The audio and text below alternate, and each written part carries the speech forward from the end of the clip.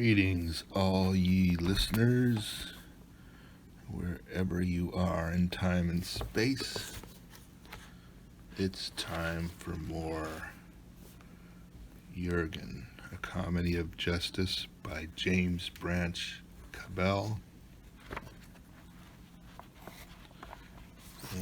And this is chapter 15 of Compromises in Galtheon. The tale records that it was not a great while before, in simple justice to Guinevere, Duke Jurgen had afforded her the advantage of frank conversation in actual privacy. For conventions have to be regarded, of course. Thus, the time of a princess is not her own, and at any hour of day all sorts of people are apt to request an audience just when some most improving conversation is progressing famously. But the hall of judgment stood vacant and unguarded at night. "But I would never consider doing such a thing," said Guinevere, "and whatever must you think of me to make such a proposal?" "That too, my dearest, is a matter which I can only explain in private. And if I were to report your insolence to my father, you would annoy him exceedingly. And from such griefs it is our duty to shield the aged. And besides, I am afraid." "Oh, my dearest," says Jurgen, and his voice quavered, because his love and his sorrow seemed very great to him. "But, oh, my dearest, can it be that you have not faith in me? For with all my body and soul I love you, as I have loved you ever since I first raised your face between my hands and understood that I had never before known beauty. Indeed, I love you as I think no man has ever loved any woman that lived in the long time that is gone, for my love is worship and no less. The touch of your hand sets me to trembling, dear, and the look of your gray eyes makes me forget there is anything of pain or grief or evil anywhere. For you are the loveliest thing God ever made." With joy in the new skill that had come to his fingers, "and you have not faith in me." Then the princess gave a little sobbing laugh of content and repentance, and she clasped the hand of her grief-stricken lover. "Forgive me, Jurgen, for I cannot bear to see you so unhappy." "Ah, and what is my grief to you?" he asks of her, bitterly. "Much, oh, very much, my dear," she whispered. So in the upshot, Jurgen was never to forget that moment wherein he waited behind the door, and through the crack between the half-open door and the door frame saw Guinevere approach irresolutely, a wavering white blur in the dark corridor. She came to talk with him where they would not be bothered with interruptions, but she came delightfully perfumed, in her night shift and in nothing else. Jurgen wondered at the way of these women, even as his arms went about her in the gloom. He remembered always the feel of that warm and slender and yielding body, naked under the thin fabric of the shift, as his arms first went about her. Of all their moments together, that last breathless minute, before either of them had spoken, stayed in his memory as the most perfect. And yet what followed was pleasant enough, for now it was to be the wide and softly cushioned throne of a king, no less, that Guinevere and Jurgen resorted, so as to talk where they would not be bothered with interruptions. The throne of Gorgirvan was perfectly dark under its canopy, in the unlighted hall, and in the dark nobody can see what happens.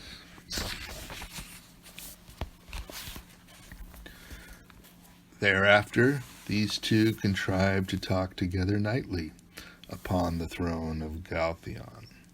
But what remained in Jurgen's memory was that last moment behind the door, and the 6 tall windows upon the east side of the hall, those windows which were all commingled blue and silver, but were all an opulent glitter throughout that time in the night when the moon was clear of the tree-tops and had not yet risen high enough to be shut off by the eaves. For that was all which Jurgen really saw in the Hall of Judgment. There would be a brief period wherein upon the floor beneath each window would show a narrow quadrangle of moonlight, but the windows were set in a wall so deep that this soon passed. On the west side were 6 windows also, but about these was a porch, so no light ever came from the west. Thus in the dark they would laugh and talk with lowered voices. Jurgen came to these encounters well primed with wine, and in consequence, as he quite comprehended, talked like an angel, without confining himself exclusively to celestial topics. He was often delighted by his own brilliance, and it seemed to him a pity there was no one handy to take it down. So much of his talking was necessarily just a little over the head of any girl, however beautiful and adorable. And Guinevere, he found, talked infinitely better at night. It was not altogether the wine which made him think that either. The girl displayed a side she veiled in the daytime. A girl far less a princess is not supposed to know more than agrees with a man's notion of maidenly ignorance, she contended. Nobody ever told me anything about so many interesting matters. Why, I remember. And Guinevere narrated a quaintly pathetic little story, here irrelevant of what had befallen her some 3 or 4 years earlier. My mother was living then, but she had never said a word about such things, and frightened as I was, I did not go to her. Jurgen asked questions. Why, yes, there was nothing else to do. I cannot talk freely with my maids and ladies even now. I cannot question them, that is. Of course I can listen as they talk among themselves. For me to do more would be unbecoming in a princess. And I wonder quietly about so many things. She educed instances. After that I used to notice the animals and the poultry, so I worked out problems for myself after a fashion, but nobody ever told me anything directly. Yet I dare say that Thragnar, well, the Troll King, being very wise, must have made zoology much clearer. Thragnar was a skilled enchanter, says a demure voice in the dark. And through the potency of his abominable arts, I can remember nothing whatever about Thragnar. Jurgen laughed ruefully. Still, he was tolerably sure about Thragnar now. So they talked, and Jurgen marveled, as millions of men have done aforetime, and have done since, at the girl's eagerness, now that barriers were down, to discuss in considerable detail all such matters as etiquette had previously compelled them to ignore. About her ladies in waiting, for example, she afforded him some very curious data, and concerning men in general, she asked innumerable questions that Jurgen found delicious. Such innocence combined upon the whole with a certain moral obtuseness seemed inconceivable, for to Jurgen it now appeared that Guinevere was behaving with not quite the decorum which might fairly be expected of a princess. Contrition, at least, one might have looked for over this hole and corner business, whereas it worried him to note that Guinevere was coming to accept affairs almost as a matter of course. Certainly she did not seem to think at all of any wickedness anywhere. The utmost she suggested was the necessity of being very careful. And while she never contradicted him in these private conversations, and submitted in everything to his judgment, her motive now appeared to be hardly more than a wish to please him. It was almost as though she were humoring him in his foolishness. And all this within 6 weeks, reflected Jurgen, and he nibbled his fingernails, with a mental side glance toward the opinions of King Gorgrivan Gwar. But in daylight the princess remained unchanged. In daylight Jurgen adored her, but with no feeling of intimacy. Very rarely did occasion serve for them to be actually alone in the daytime. Once or twice, though, he kissed her in open sunlight, and then her eyes were melting but wary, and the whole affair was rather flat. She did not repulse him, but she stayed a princess, appreciative of her station, and seemed not at all the invisible person who talked with him at night in the hall of judgment. Presently, by common consent, they began to avoid each other by daylight. Indeed, the time of the princess was now preoccupied, for now had come into Galtheon a ship with saffron-colored sails, and having for its figurehead a dragon that was painted with 30 colors. Such was the ship which brought Messire Merlin Ambrosius and Dame Annelitis, the Lady of the Lake, with a great retinue, to fetch young Guinevere to London, where she was to be married to King Arthur. First there was a week of feasting and tourneys, and high mirth of every kind. Now the trumpets blared, and upon a scaffolding that was gay with pennons and smart tapestries, King Gorgrivan sat nodding and blinking in his brightest raiment, to judge who did the best. And into the field came joyously a press of dukes and earls and barons and many famous knights to contend for honor and a trumpery chapelet of pearls. Jurgen shrugged in honored custom. The Duke of Logre acquitted himself with credit in the opening tournament, unhorsing Sir Dodenas le Sauvage, Earl Roth of Meloy, Sir Epenogris, and Sir Hector de Marais. Then Earl Dama of Listenay smote like a whirlwind, and Jurgen slid contentedly down the tail of his fine horse. His part in the tournament was ended, and he was heartily glad of it. He preferred to contemplate rather than share in such festivities, and he now followed his bent, with a most exquisite misery, because he considered that never had any other poet occupied a situation more picturesque. By day he was the Duke of Langres, which in itself was a notable advance upon pawnbroking. After nightfall he discounted the peculiar privileges of a king. It was the secrecy, the deluding of everybody, which he especially enjoyed, and in the thought of what a monstrous clever fellow was Jurgen, he almost lost sight of the fact that he was miserable over the impending marriage of the lady he loved.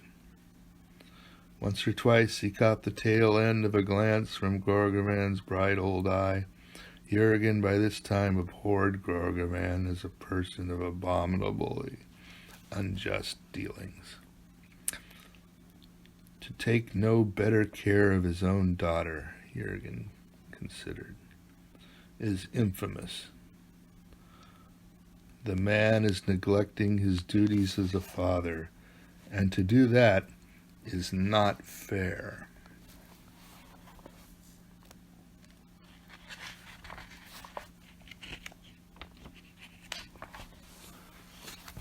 All right.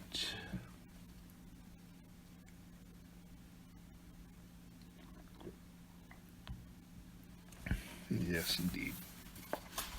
Chapter 16, Diverse Imbroglios of King Smoit. Now it befell that for 3 nights in succession the Princess Guinevere was unable to converse with Jurgen in the Hall of Judgment, so upon one of those disengaged evenings Duke Jurgen held a carouse with Erebart and Orion, 2 of Gorgoman's barons, who had just returned from Pegwed Ger and had queer tales to narrate of the trooping fairies who garrisoned that place. All 3 were seasoned topers, so Jurgen went to bed prepared for anything.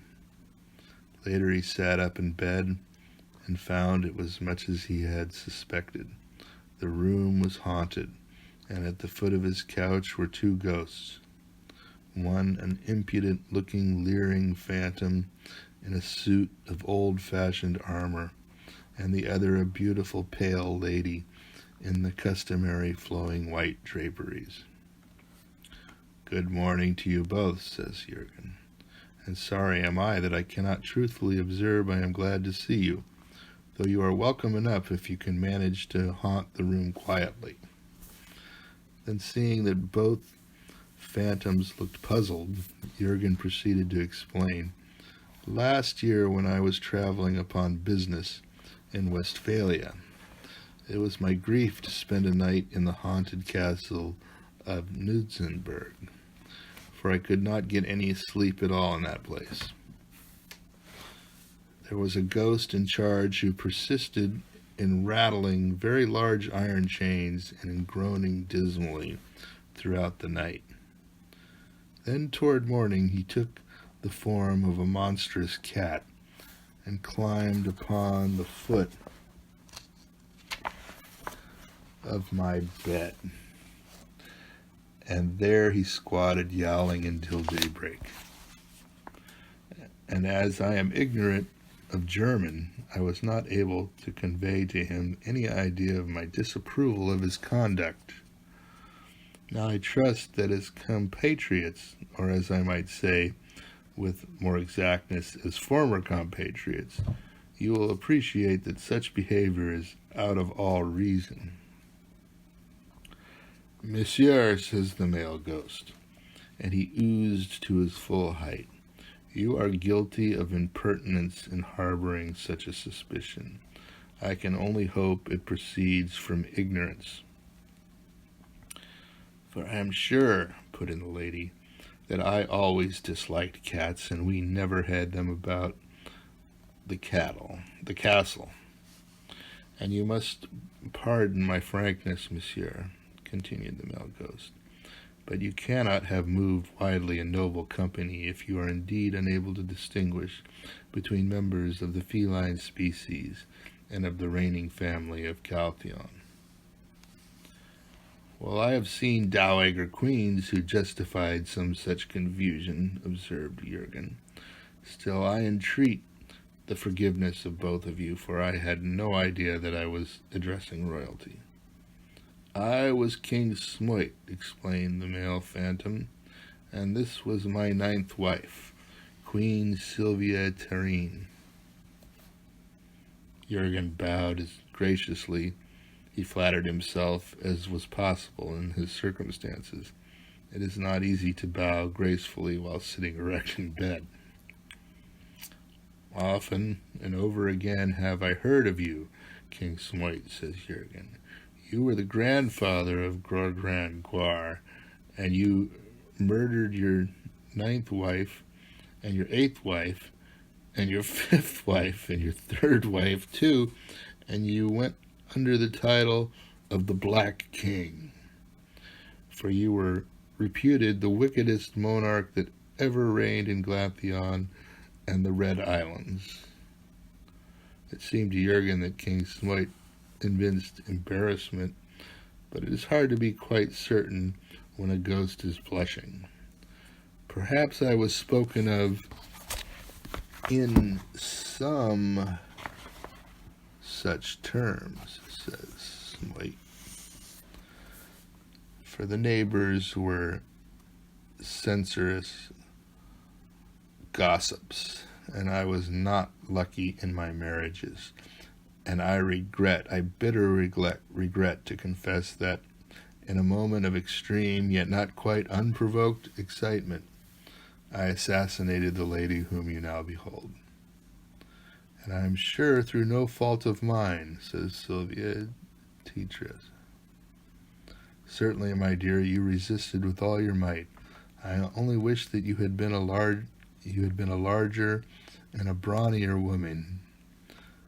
But you, monsieur, can now perceive, I suppose, the folly of expecting a high king of Glathion and the queen that he took delight in to sit upon your bed and howl.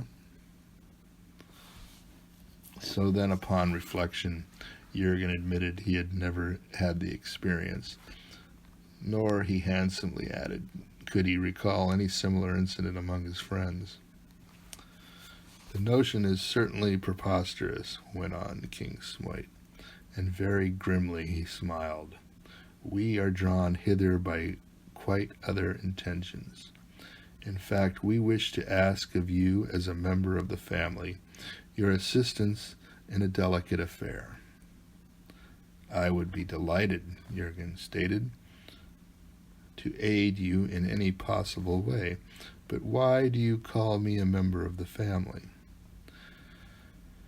Now, to deal frankly, says Smoit with a grin, I am not claiming any alliance with the Duke of Logria. Sometimes, says Jurgen, one prefers to travel incognito. As a king, you ought to understand that. My interest is rather in the grandson of Stenvor. Now you will remember your grandmother Stenvor as, I do not doubt, a charming old lady. But I remember Stenvor, the wife of Ludwig, as one of the loveliest girls that a king's eyes ever lighted on. Oh, sir, says Jurgen, horrified, and what is this you are telling me? Merely that I have always an affectionate nature, replied King Smoit, and that I was a fine, upstanding young king in those days, and one of the results of my being these things was your father, whom men called Koth, the son of Ludwig. But I can assure you Ludwig had done nothing to deserve it. Well, well, said Jurgen, and this is very scandalous, and very upsetting too. It is to have a brand new grandfather foisted upon you at this hour of the morning. Still, it happened a great while ago, and if Ludwig did not fret over it, I see no reason why I should do so. And besides, King Smoit, it may be that you are not telling me the truth. If you doubt my confession, monsieur, my grandson, you have only to look into the next mirror. It is precisely on this account that we have ventured to dispel your slumbers. For to me you bear a striking resemblance. You have the family face. Now Jurgen considered the lineaments of King Smoit of Glathion. Really, said Jurgen, of course it is very flattering to be told that your appearance is regal. I do not at all know what to say in reply to the implied compliment, without seeming uncivil, I would never for a moment question that you were much admired in your day, sir, and no doubt very justly so. Nonetheless, well, my nose now, from such glimpses of it as mirrors have hitherto afforded, does not appear to be a snub nose. But appearances are proverbially deceitful, observed King Smoit. And about the left-hand corner, protested Queen Sylvia Tetru, I detect a distinct resemblance. Now I may seem unduly obtuse, said Jurgen, for I am a little obtuse. It is a habit with me, a very bad habit formed in early infancy, and I have never been able to break myself of it. And so I have not any notion at what you two are aiming. Replied the ghost of King Smoit, I will explain. Just 63 years ago tonight, I murdered my ninth wife in circumstances of peculiar brutality, as you, with rather questionable taste, have mentioned. Then Jurgen was somewhat abashed and felt that it did not become him, who had so recently cut off the head of his own wife, to assume the airs of a precisian. Of course, says Jurgen, more broad-mindedly, these little family differences are always apt to occur in married life.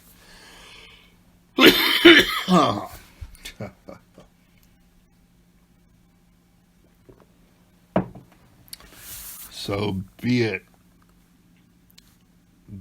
Though by the so-and-so of Ursula's 11,000 traveling companions, there was a time wherein I would not have brooked such criticism. Ah, well, that time is overpast, and I am a bloodless thing that the wind sweeps at the wind's will through lands in which but yesterday King Smoot was dreaded. So I let that which has been be. Well, that seems reasonable, said Jurgen, and to be a trifle rhetorical is the privilege of grandfathers. Therefore I entreat you, sir, to continue. 2 years afterward I followed the Emperor Locrine in his expedition against the Savantai, an evil and luxurious people who worship Gozarin peculiarly by means of little boats. I must tell you, grandson, that was a goodly raid conducted by a band of tidy fighters in a land of wealth and of fine women. But alack, as the saying is, in our return from Osnac, my loved General Locrine was captured by the arch-fiend Duke Corineus of Cornwall, and I, among many others who had followed the Emperor, paid for our merry larcenies and throat-cuttings a very bitter price. Corineus was not at all broad-minded, not what you would call a man of the world, so it was in a noisome dungeon that I was incarcerated.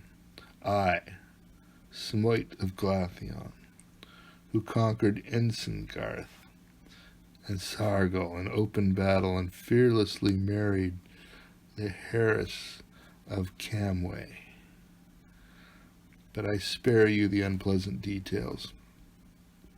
It suffices to say that I was dissatisfied with my quarters, yet fain to leave them as I became, there was but one way. It involved the slaying of my jailer,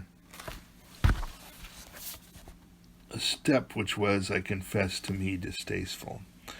I was getting on in life and had grown tired of killing people. Yet to mature deliberation, the life of a graceless varlet, void of all gentleness and with no bowels of compassion, and deaf to suggestions of bribery, appeared of no overwhelming importance. I can readily imagine, grandfather, that you were not deeply interested in either the nature or the anatomy of your jailer, so you did what was unavoidable. Yes, I treacherously slew him and escaped in an impenetrable disguise to Galtheon, where not long afterward I died. My dying just then was most annoying, for I was on the point of being married, and she was a remarkably attractive girl, King Ternog's daughter from Norway. She would have been my 13th wife, and not a week before the ceremony I tripped and fell down my own castle steps and broke my neck. It was a humiliating end for one who had been a warrior of considerable repute. Upon my word, it made me think there might be something after all in those old superstitions about 13 being an unlucky number. But what was I saying? Oh, yes. It is also unlucky to be careless about one's murders. You will readily understand that for one or two such affairs I am condemned yearly to haunt the scene of my crime on its anniversary. Such an arrangement is fair enough, and I make no complaint, though of course it does rather break into the evening. But it happened that I treacherously slew my jailer with a large cobblestone on the 15th of June. Now the unfortunate part, the really awkward feature, was that this was to an hour the anniversary of the death of my 9th wife. And you murdering insignificant strangers on such a day, said Queen Sylvia. You climbing out of jail windows, figged out as a lady abbess, on an anniversary you ought to have kept on your knees in unavailing repentance. But you were a hard man, Smite.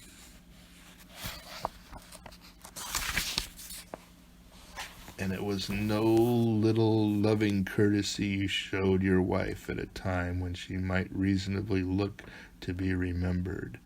And that is a fact. My dear, I admit it was heedless of me. I could not possibly say more. At any rate, grandson, I discovered after my decease that such heedlessness entailed my haunting on every 15th of June at 3 a.m. 2 separate places. Well, but that was justice, says Jurgen. It may have been justice, Smite admitted. But my point is that it happened to be impossible.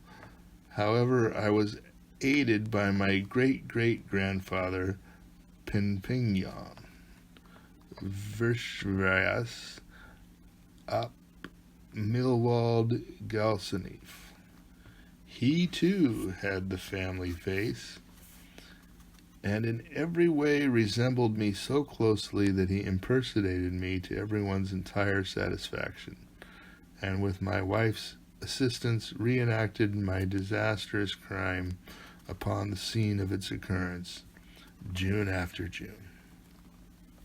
Indeed, said Queen Sylvia, he handled his sword infinitely better than you, my dear. It was a thrilling pleasure to be murdered by Penpingyan, Verschvras ap Millwald Glasfnif, and I shall always regret him. For you must understand, grandson, that the term of King Penpingyan Verschvras ap Millwald Glasfnif's stay in purgatory has now run out, and he has recently gone to heaven. That was pleasant for him, I dare say, so I do not complain. Still, it leaves me with no one to take my place. Angels, as you will readily understand, are not permitted to perpetrate murders, even in the way of kindness. It might be thought to establish a dangerous precedent.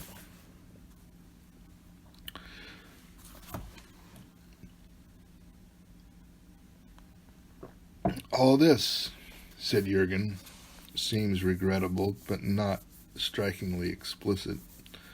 I have a heart and a half to serve you, sir, with not 7/8 of a notion as to what you want of me. Come, put a name to it. You have, as I have said, the family face. You are, in fact, the living counterpart of Smoit of Galtheon. So I beseech you, monsieur, my grandson, for this one night, to impersonate my ghost, and with the assistance of Queen Sylvia Tarine, to see that at 3 o'clock the white turret is haunted to everyone's satisfaction. Otherwise, said Smoit gloomily, the consequences will be deplorable. But I have had no experience at haunting, Jurgen confessed. It is a pursuit in which I do not pretend to competence, and I do not even know just how one goes about it. The matter is simple, although mysterious preliminaries will be, of course, necessitated in order to convert a living person into a ghost. The usual preliminaries, sir, are out of the question, and I must positively decline to be stabbed or poisoned or anything of that kind, even to humor my grandfather. Both Smoit and Sylvia protested that any such radical step would be superfluous, since Jurgen's ghostship was to be transient. In fact, all Jurgen would have to do would be to drain the emboized goblet which Sylvia held out to him, with druidical invocations. And for a moment Jurgen hesitated. The whole business seemed rather improbable. Still, the ties of kin are strong, and it is not often one gets the chance to aid, however slightly, one's long-dead grandfather. Besides, the potion smelt very invitingly. Well, says Jurgen, I am willing to taste any drink once. Then Jurgen drank. The flavor was excellent, yet the drink seemed not to affect Jurgen at first. Then he began to feel a trifle light-headed. Next he looked downward, and was surprised to notice there was nobody in his bed. Closer investigation revealed the shadowy outline of a human figure through which the bed-clothing had collapsed. This, he decided, was all that was left of Jurgen, and it gave him a queer sensation. Jurgen jumped like a startled horse, and so violently that he flew out of bed, and found himself floating imponderably about the room.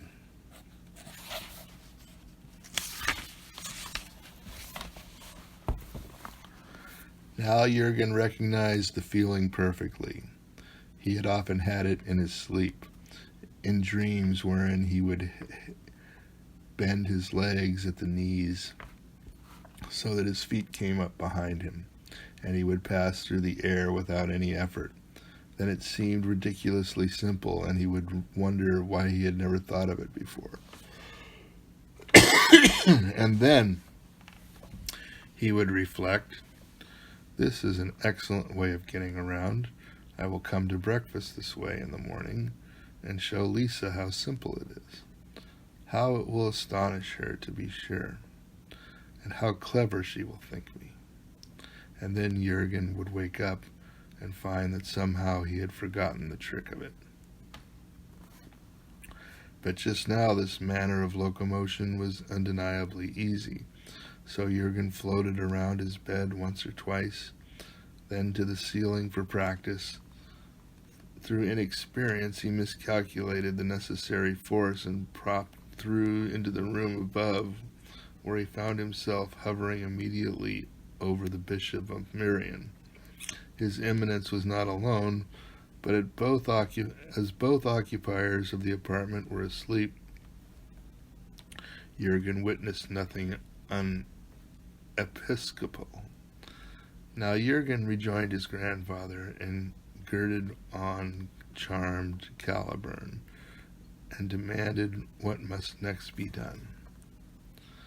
The assassination will take place in the White Turret, as usual.